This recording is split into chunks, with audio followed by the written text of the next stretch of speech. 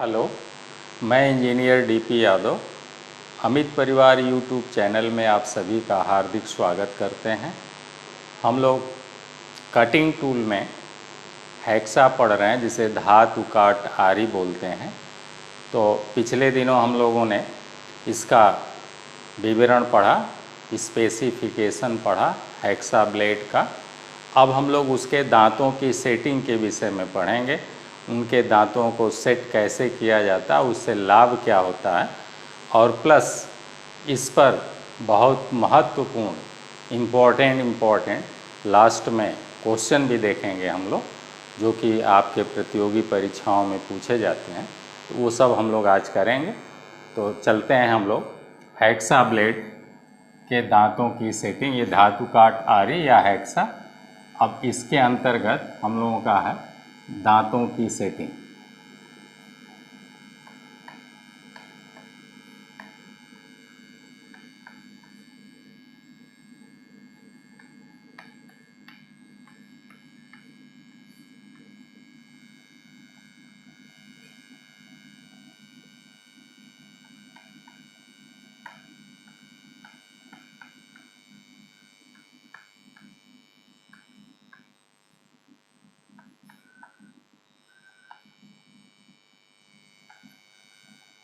ये हमारा आज यहाँ से हम लोग स्टार्ट करते हैं।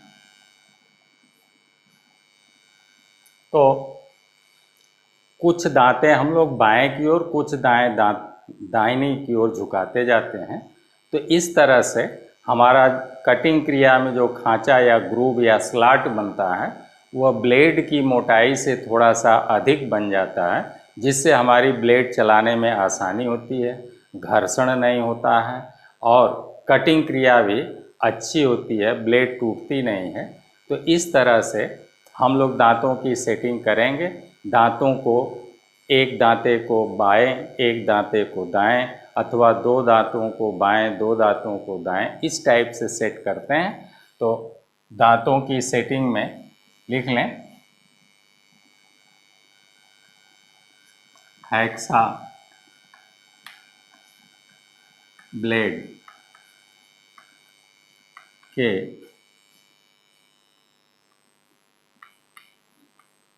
के दांतों को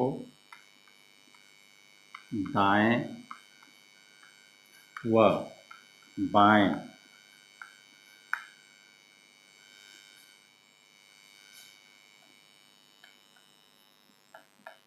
मोड़ने को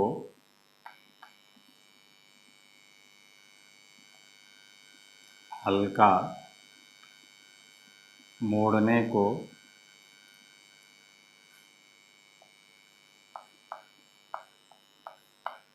दांतों की सेटिंग कहते हैं।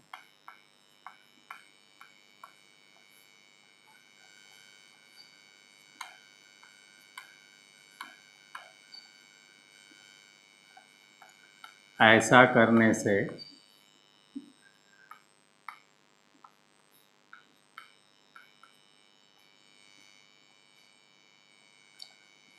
करने से स्लॉट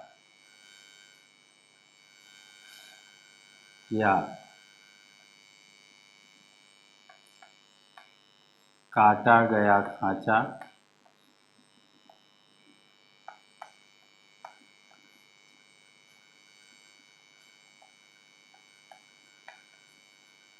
ब्लेड की मोटाई से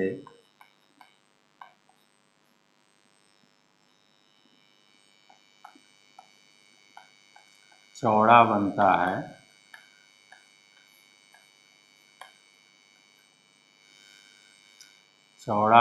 है, जिससे ब्लेड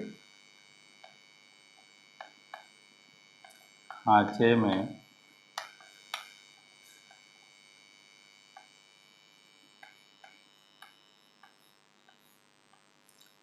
फंसती नहीं है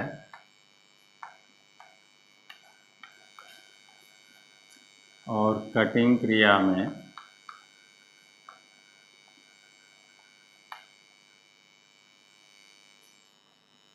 हाँ बेटा, तो घर्षण भी कम होता है और कटिंग अच्छी होती है।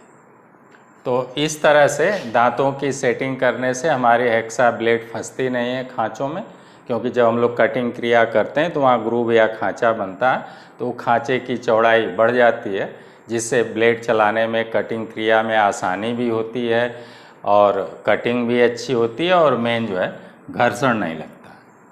आगे हम लोग देखेंगे कि दांतों की सेटिंग के प्रकार। तो अगला हम लोगों का पॉइंट है दांतों की सेटिंग के प्रकार। ये 3 प्रकार से हम लोग करते हैं। पहला है स्टैंडर्ड,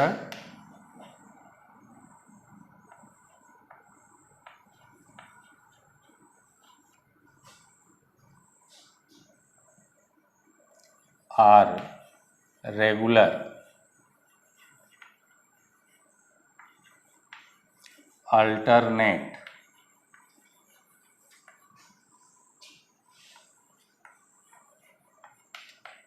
सेटिंग, जिसे हम लोग स्टैगर्ड भी बोल सकते हैं, स्टैगर्ड भी बोल सकते हैं। दूसर का है डबल,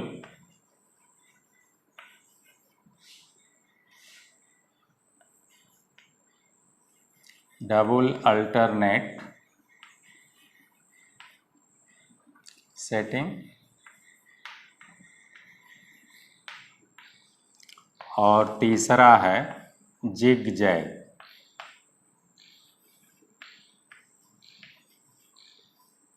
जिग जैग सेटिंग।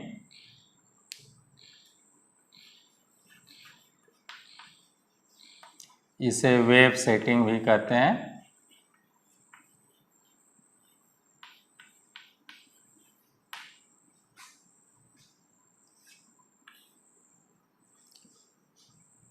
अब हम लोग स्टैंडर्ड या रेगुलर अल्टरनेट सेटिंग देखते हैं। अगली पॉइंट देखते हैं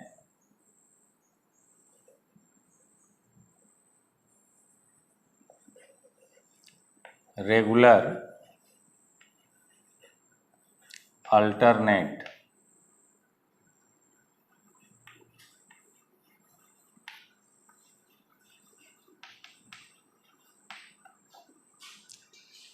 इसमें हम लोग एक दांता दाएं और एक दांता बाएं लिख लें। इस सेटिंग में या इस प्रकार की सेटिंग में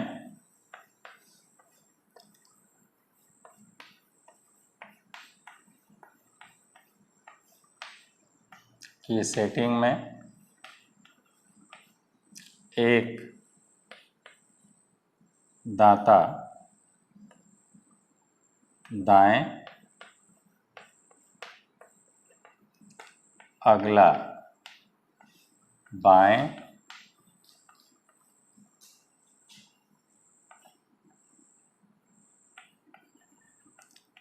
फिर तीसरा दाएं,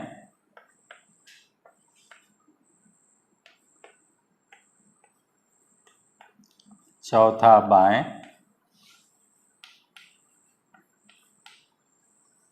तथा बाएं मोड़ते हैं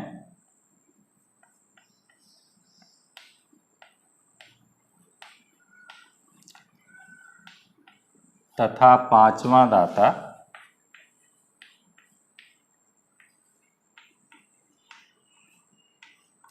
सीधा रखते हैं।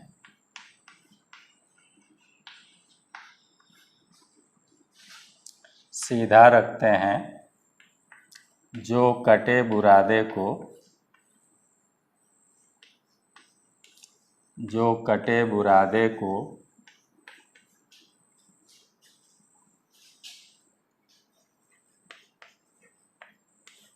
खांचे से बाहर निकालता रहता है।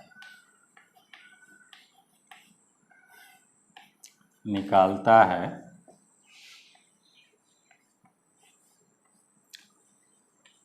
इसी क्रम में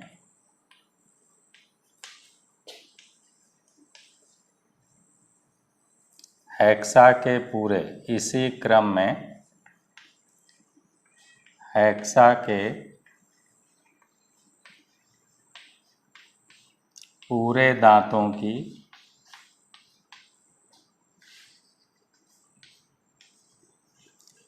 सेटिंग की जाती है।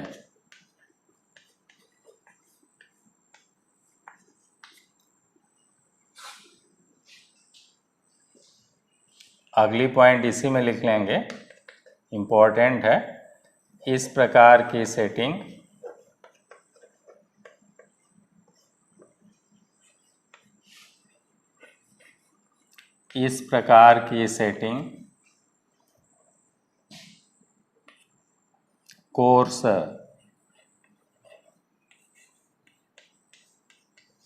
कोर्स पिच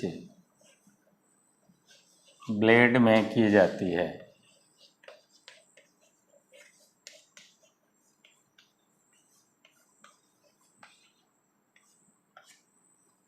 ठीक, अब मिटा लेते हैं। अब हम लोग चलते हैं डबल अल्टरनेट, दूसरा चलते हैं डबल अल्टरनेट सेटिंग में।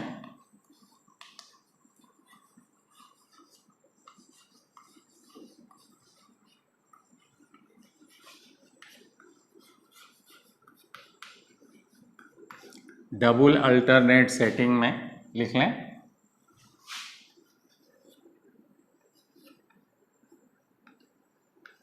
इस प्रकार की सेटिंग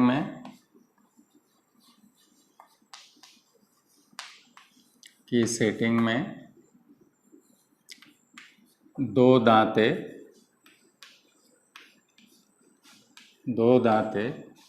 दाएं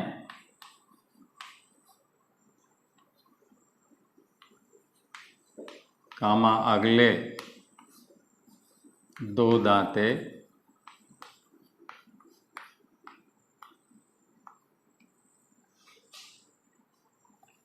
बाएं मोड़े जाते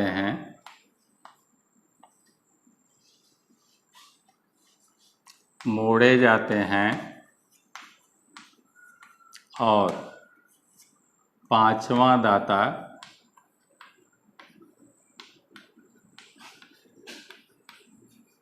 सीधा रखा जाता है।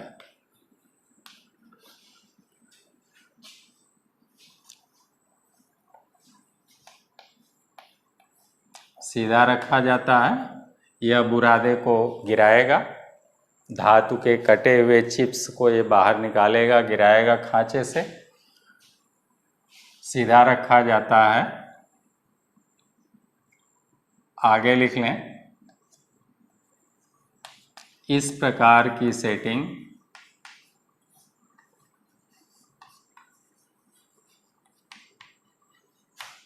मीडियम पिच ब्लेड में की जाती है।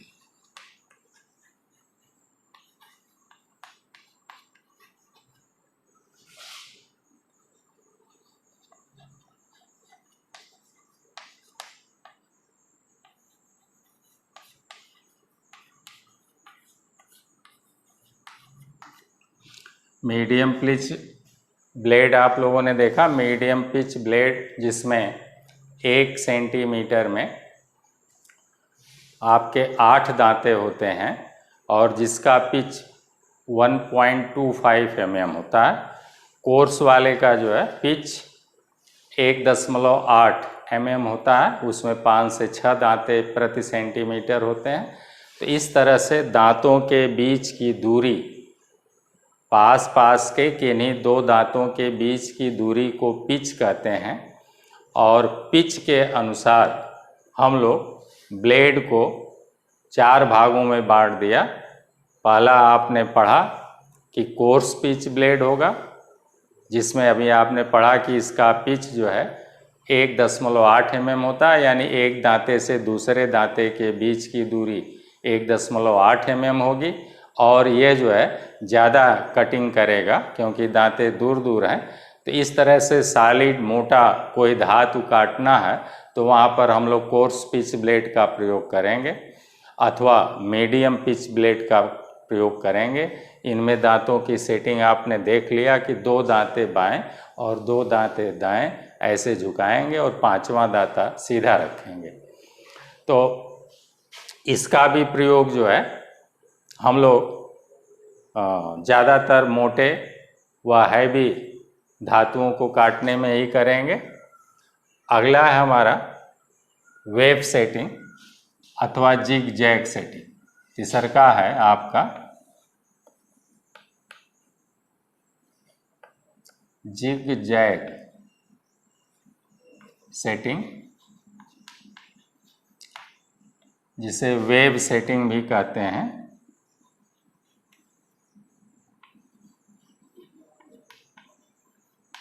वेव सेटिंग,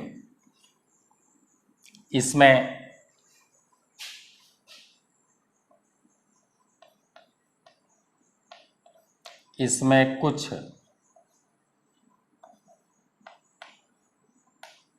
दांतों के सेटों को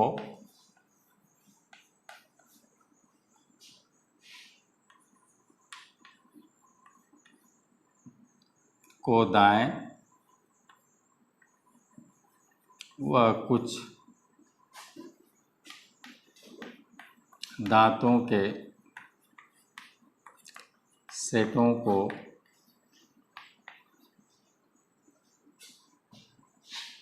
बाएं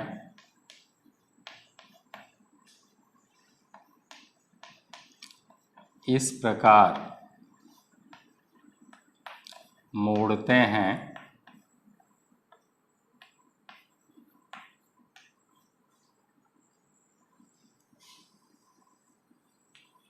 कि दांते वेब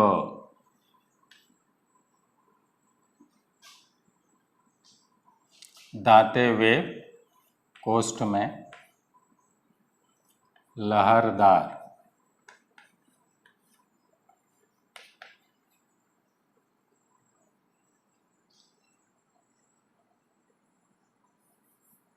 वेब प्रकार के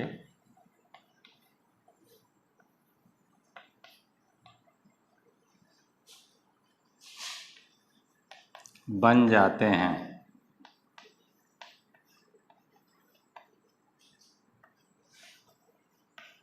इस प्रकार की सेटिंग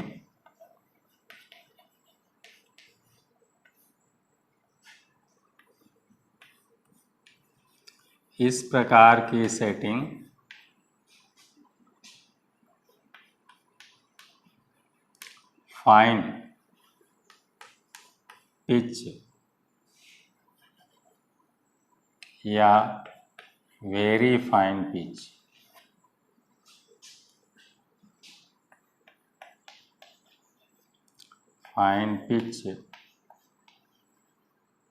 ब्लेड में करते हैं।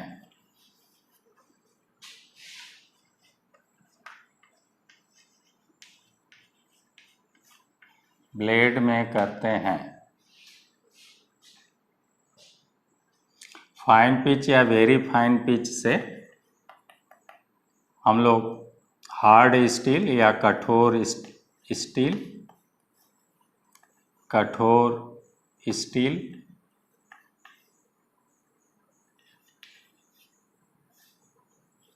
कठोर इस्पात,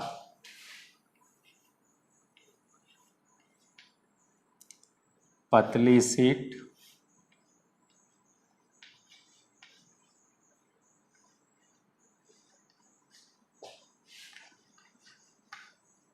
व पतली पाइप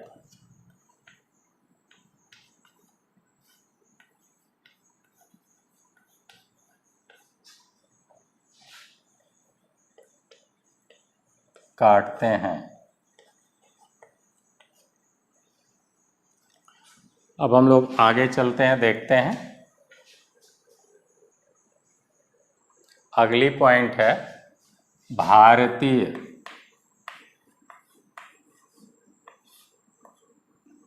मानक, कोष्ठ में BIS के अनुसार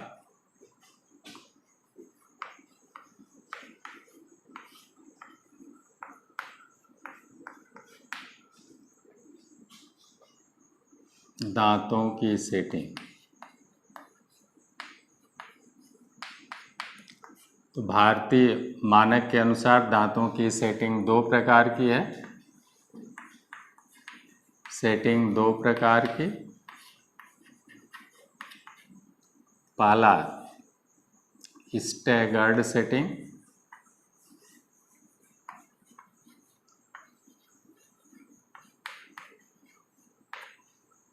और दूसरा वेव सेटिंग।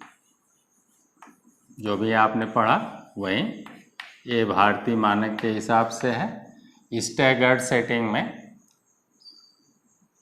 एक दांता बाएं और एक दांता दाएं इस क्रम में रखेंगे। स्टैगर्ड सेटिंग पहले लिख लेते हैं।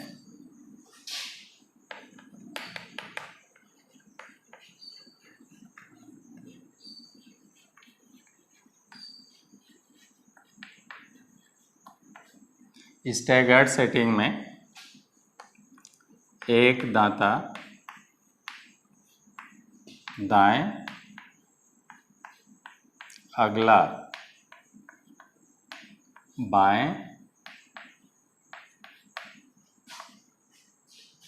फिर तीसरा दाएं,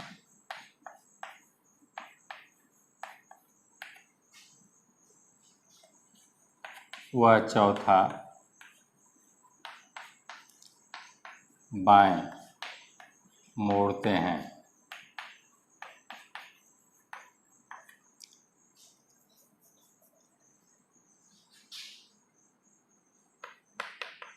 और पांचवा सीधा रखेंगे।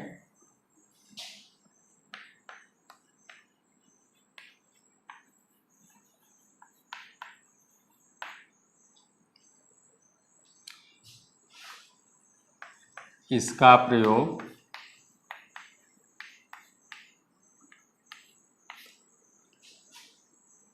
कोर्स पिच ब्लेड में करेंगे। Course pitch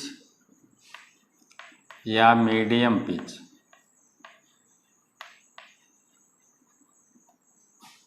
medium pitch blade में करते हैं।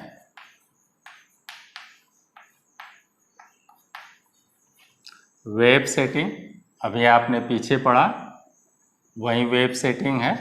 इसमें कुछ दांतों का सेट जो है वो इस टाइप से लहरदार, जैसे ये खांचा है तो इस खांचे में हमारे दांते जो है ऐसे लहरदार बन जाते हैं। दांते ये ऐसे बन जाएंगे।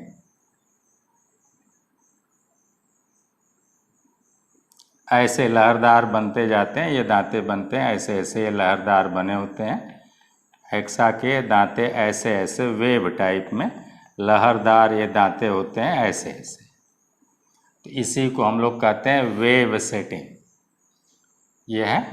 तो कुछ दांतों का सेट जो है दाएं की ओर, कुछ बाएं की ओर, इस टाइप से जब करेंगे तो इसे भारतीय मानक के द्वारा इन दो प्रकार की सेटिंग मान्य है। आगे हम लोग देखते हैं कि इसमें क्या क्या हम लोग सावधानियां बरतेंगे। तो कुछ महत्वपूर्ण आप टिप्स लिख लें या मेन पॉइंट्स लिख लें।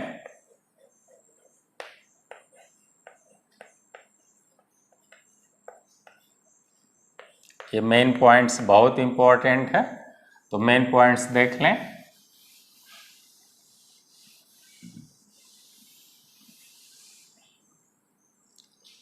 पहली पॉइंट लिख लें,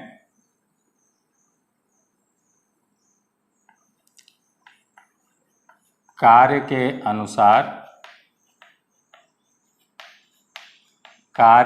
अनुसार ही उचित पिच के ब्लेड का प्रयोग करना चाहिए।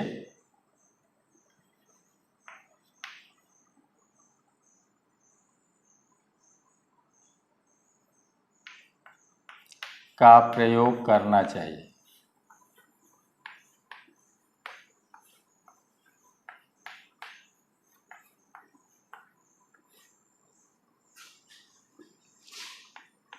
दूसरा, ब्लेड फ्रेम में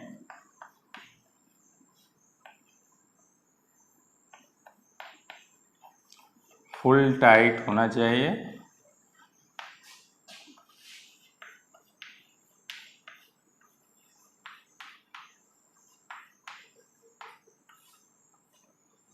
तीसरा,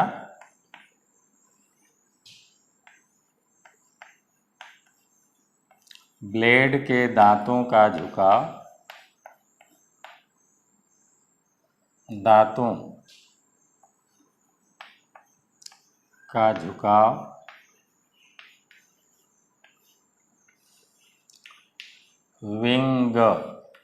विंग या फ्लाई विंग नट की ओर होना चाहिए।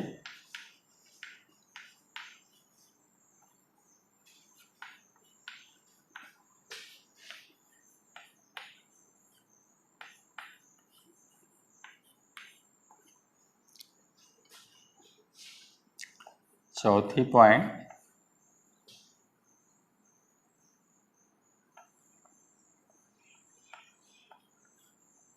ब्लेड टूट जाने पर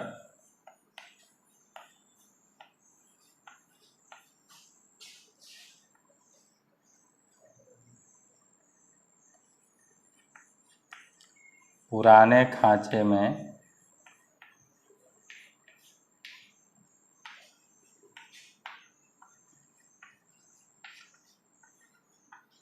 नए ब्लेड का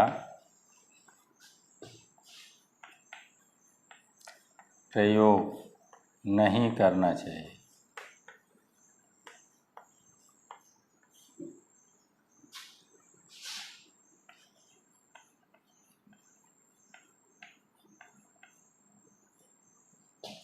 नहीं करना चाहिए क्योंकि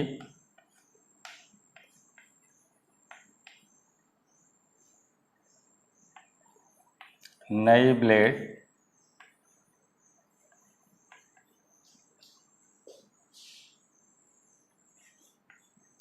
की मोटाई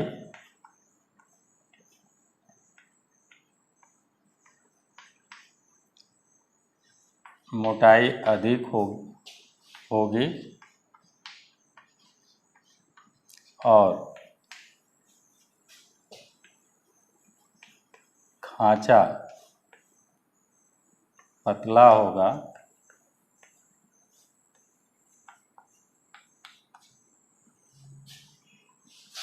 जिससे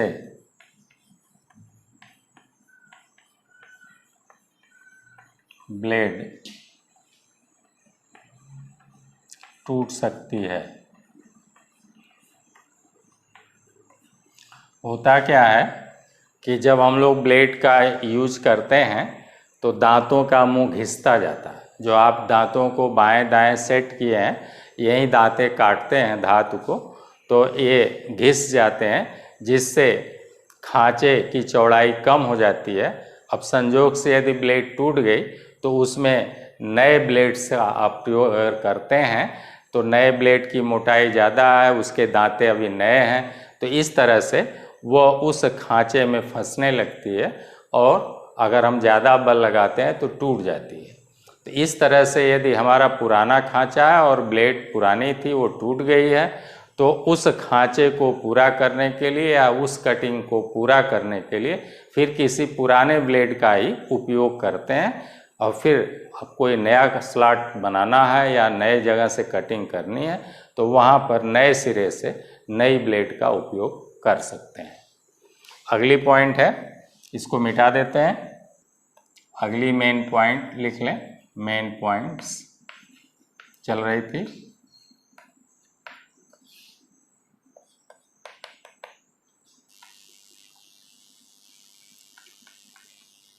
कटिंग क्रिया में कूलेंट, कूलेंट को शीतक द्रव कहते हैं, कूलेंट यानी शीतक द्रव।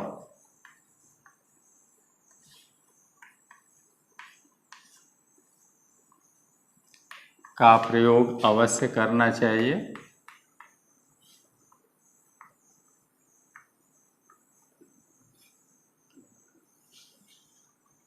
का प्रयोग अवश्य करना चाहिए। आप लोगों को बताया गया था कि कटिंग क्रिया में अपार ऊष्मा उत्पन्न होती है। आप हथेली को ही रगड़ कर देख लें तो हथेली गर्म हो जाती है। तो जब हेक्सा हम लोग लगातार चलाते हैं तो हेक्सा भी गर्म हो जाती है और जो धातु काटी जाती है वो भी गर्म हो जाती है। तो जैसे ही गर्मी पाएगा तो हेक्सा के दांते मुलायम पड़ जाएंगे और उसकी सेटिंग गड़बड़ हो जाएगी, उसके मुलायम पड़कर दांते घिस जाएंगे, हेक्सा जल्दी हमारा खराब हो जाएगा, ब्लेड खराब हो जाएगा। तो इस तरह से कूलेंट या शीतक द्रव का प्रयोग अवश्य करते हैं। ये उसे ठंडा रखेगा। नहीं कोई शीतक द्रव आपके पास है तो पानी ही कटिंग क्रिया में गिराते रहिए, ये अवश्य होना चाहिए। अगली पॉइंट ये रही आपकी।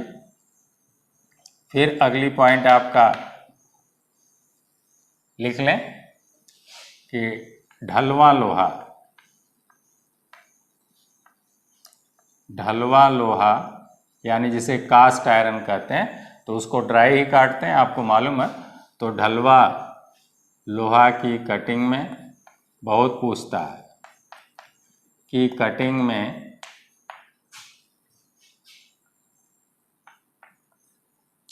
कोई कूलेंट का प्रयोग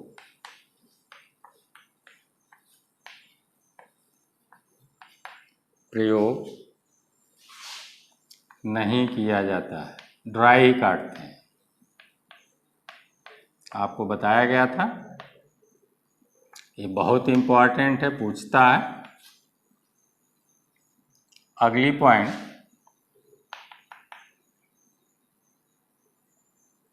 हेक्सा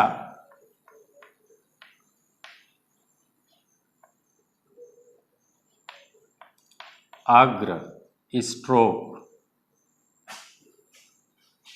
अग्र स्ट्रोक में ही कटिंग क्रिया करती है।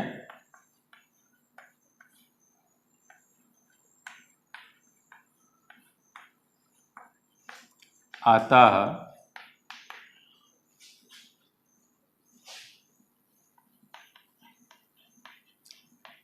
फॉरवर्ड स्ट्रोक, जिसे कहेंगे अग्र स्ट्रोक, फॉरवर्ड स्ट्रोक में ही दाब पोस्ट में बल,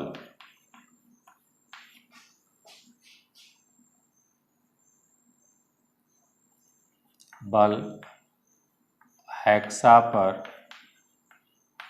लगाना चाहिए।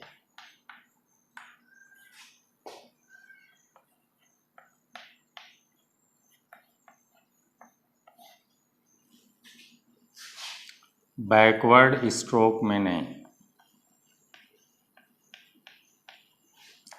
बैकवर्ड स्ट्रोक में नहीं।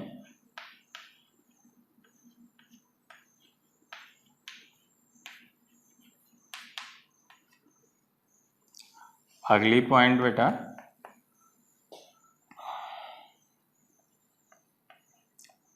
40 से 50 स्ट्रोक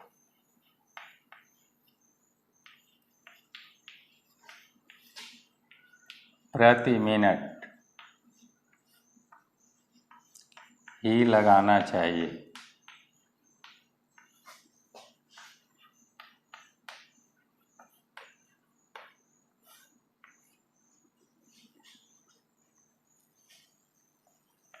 अगली पॉइंट,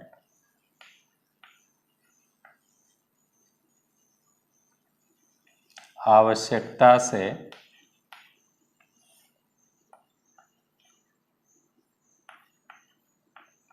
से अधिक दाब देने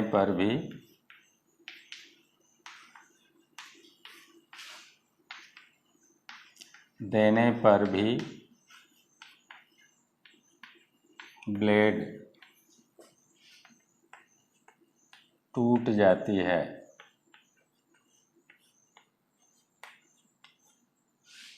ये सब मेन आपकी पॉइंट्स हैं। इसके अलावा भी हम लोग जो है और भी कुछ इस पर पूछे गए प्रश्न कर लेते हैं, देख लेते हैं। ये हम लोगों के क्वेश्चन हैं, देख लें। पहला क्वेश्चन है, हाई कार्बन स्टील के ब्लेड की हार्डनेस होनी चाहिए।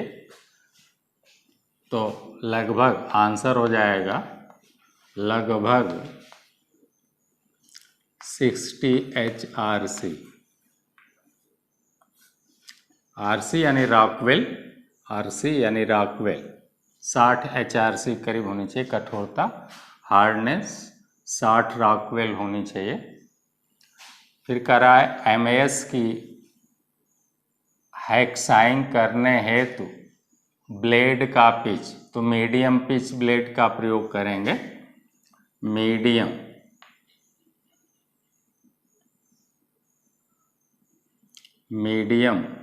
Pitch blade.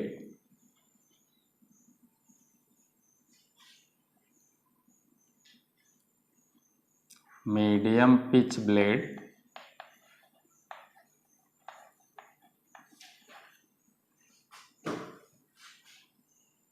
पिच है 1.25 mm। ये पिच है का प्रयोग करेंगे।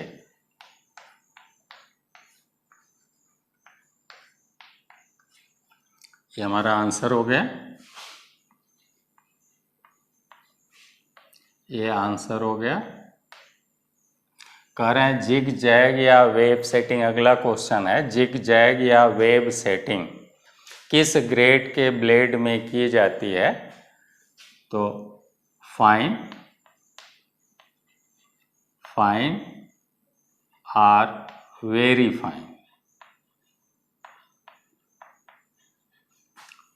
फाइन पिच ब्लेड में।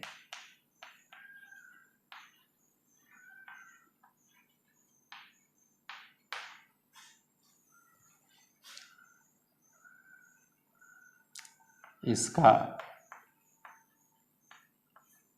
पिच आपको लिखाया गया 0.8 mm। ये तो 0.8 mm हमारी वेरी फाइन पिच है और फाइन का 1 mm है।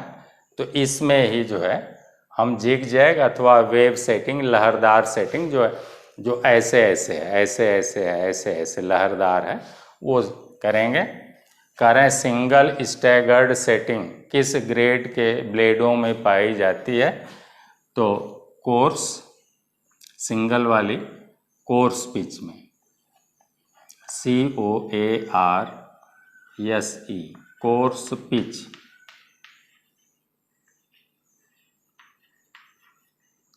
ब्लेड। कोर्स पिच ब्लेड जिसका पिच है 1.8 mm। इसमें जो है आपका ये आंसर हुआ कि स्टैगर्ड, वो भी सिंगल, एक दांता दाएं, दूसरा बाएं, फिर तीसरा दाएं, चौथा बाएं, फिर पांचवा सीधा। इस टाइप को कहेंगे सिंगल स्टैगर्ड सेटिंग। और ये कोर्स पिच ब्लेड में की जाएगी या मीडियम पिच में भी इसे कर सकते हैं। करा अगला क्वेश्चन है, हेक्सा ब्लेड में रैक एंगल रखा जाता है, तो ये कठोरता के अनुसार रखा जाता है। इसका आंसर आप लिखेंगे 3 से 4 अंश रखा जाता है।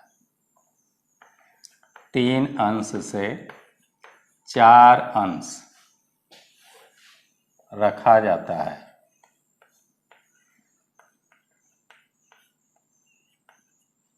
रैक एंगल क्या है? जहाँ से धातु की धार है अथवा एज है, कटिंग एज है, वह कटिंग एज तथा वह कटिंग एज जिस जहाँ पर धातु के संपर्क में है उस धातु की सतह पर खींची गई लंब रेखा। कटिंग एज और धातु की सतह जहाँ आपस में दोनों संपर्क कर रहे हैं तो इन्हीं के बीच का कोण है। फिर से देख लें, टूल के कटिंग एज जिसे आप धार कहेंगे तथा वह जहाँ धातु को संपर्क कर रहा है उस सतह पर खींची गई लंब रेखा के बीच बने कोण को रैक एंगल कहते हैं और वह रैक एंगल 3 अंश से 4 अंश रखा जाएगा हेक्सा ब्लेड में। कह रहे हैं पतले ट्यूब को, ये भी क्वेश्चन बहुत इंपॉर्टेंट है, 1 लाख बार पूछा जा चुका है आपके प्रश्न में। पतले ट्यूब को काटने हेतु किस पिच ब्लेड का उपयोग करेंगे? तो आप कहेंगे वेरी फाइन पिच ब्लेड, या पिच का कहेंगे 0.8 mm, 0.8 mm पिच। और ये किसका है? वेरी फाइन पिच ब्लेड का।